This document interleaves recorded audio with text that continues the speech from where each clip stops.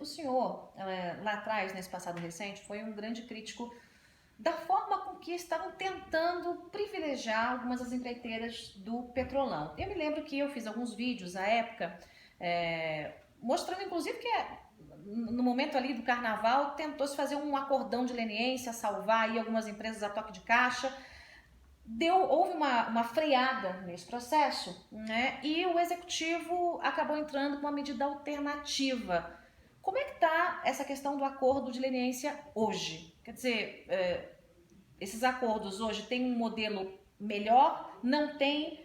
Qual é o modelo que deveria ser seguido? Para que a gente tenha, obviamente, punição, né, para que não se passe a mão na cabeça de corruptor, né? Porque não pode punir só corrupto e não corruptor, e nem só corruptor e não corrupto. Então, a corrupção, né, é uma figura que tem dois agentes. Esse tema do acordo de leniência é fundamental para o combate à corrupção. Houve um momento em que se identificou que o acordo de leniência pudesse ser um instrumento para atrair empresas para acordos e elas evitarem uma colaboração mais direta e produtiva com a Operação Lava Jato. Ou seja, resolve a questão da empresa e, obviamente, o representante da empresa fica quieto. Isso, né? Seria uma forma de estimular o silêncio. Estimular o silêncio e garantir que a empresa pudesse continuar contratando, enfim. O acordo de leniência ele é o oposto disso, ele tem que ser o oposto disso, ele tem que ser um instrumento da investigação. A empresa, para fazer jus ao acordo e os benefícios que o acordo traz para a empresa, que são muito importantes, ela continua contratando com o poder público, apesar de ter se envolvido com corrupção. Ela continua recebendo financiamento público e ela tem redução de até 2/3 das multas que seriam aplicadas. Então, os benefícios para as empresas são muito relevantes. Acaba valendo a pena ser corruptor. Para ela fazer jus ao acordo, então, ela tem que oferecer para o Estado que está combatendo a corrupção informações relevantes, úteis para a investigação, que permitam desmantelar o esquema de corrupção. Exatamente como na delação premiada no campo penal.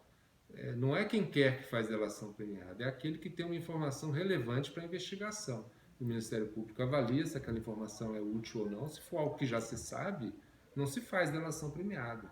Da mesma forma com as empresas, se ela trouxer uma informação que eu, Estado, já tenho, não tem sentido fazer acordo de leniência. Então, acordo de leniência não pode ser instrumento de salvação de empresas. Tem que ser algo que agregue valor no combate à corrupção. Hoje, a gente está na situação original da lei anticorrupção, que é uma situação de lacunas.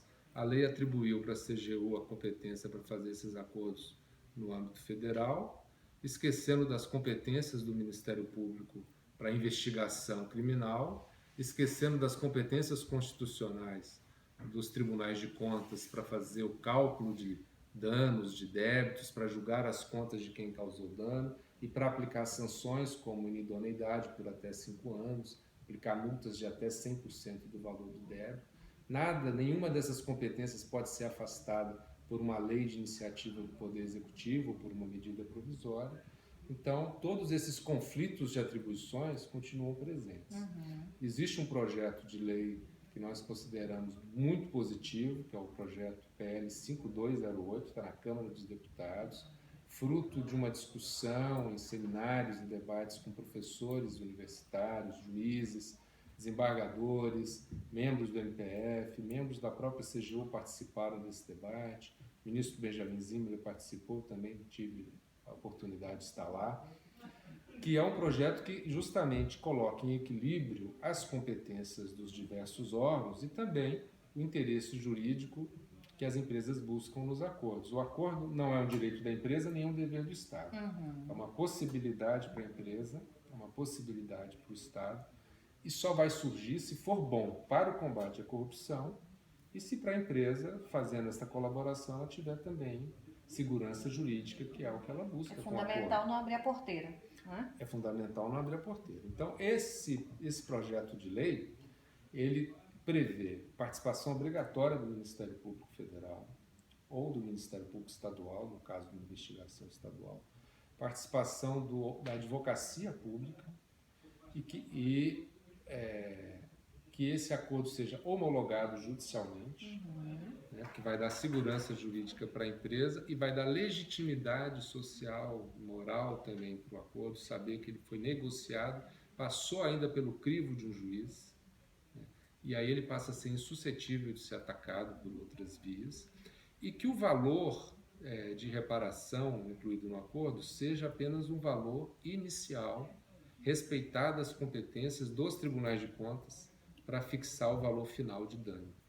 Então, esse é um projeto de lei que respeita as competências do TCU, respeita as competências do Ministério Público Federal e coloca o acordo de leniência como aquilo que ele é, aquilo para qual ele serve, um instrumento da investigação para combater a corrupção. Muito bem, Júlio Marcelo, procurador de contas aqui junto ao Tribunal de Contas da União. A gente falou rapidinho aqui sobre as questões que ainda estão pendentes, né? Em breve, espero que se resolva a questão da acordo de lei. Eu mesma acho que tinha que trazer empresas de fora, montar outras empresas. Sou um pouco mais radical nisso, viu, procurador? Né? É importante que o acordo de leniência ele não pode ser para todas, evidentemente. Porque ele se baseia no dilema do prisioneiro, em que aquele que delatar primeiro, aquele que colaborar primeiro é que recebe o benefício. As outras têm que receber as penas previstas em lei. Então, e o argumento não de é que para o possível... Brasil é um argumento falacioso, né? Falacioso. Nós temos centenas de outras empresas que podem ocupar espaço e nós também não temos que tratar a obra pública como reserva de mercado. Outras empresas com experiência internacional podem vir para cá e vão contratar trabalhadores locais, evidentemente, então o emprego vai ser aqui. Então a gente não pode transformar o Brasil numa reserva de mercado de um clube da propina. Isso não pode acontecer, a gente não é refém de empresa nenhuma. Não é possível que o Brasil saia da Lava Jato sem que empresas que não colaboraram não sejam declaradas inidôneas, não sejam banidas do mercado. Elas devem ser banidas do mercado para o bem da economia brasileira. Isso não vai prejudicar a economia brasileira. Quando se fala do custo de punir uma empresa, a gente tem que pensar também do custo de não punir. E o custo de não punir é muito mais alto. Sem dúvida. Se a gente não tivesse esse nível de corrupção sistêmica, a gente teria pelo menos o dobro de aeroportos, de hospitais, de rodovias, de ferrovias. Quer dizer, o Brasil está sucateado, sua infraestrutura é precária, seus hospitais são vergonhosos, porque o dinheiro que era para construir é roubado. Então, imaginar que punir empresas envolvidas em corrupção prejudica a economia é uma mentira. O custo da corrupção é alto demais. É muito mais alto do que o custo de punir uma empresa. Muito bem. Obrigada, procurador. Boa sorte. Até a próxima. Obrigado a você. Obrigada pela companhia, gente. Curte, espalha, se inscreve e compartilha.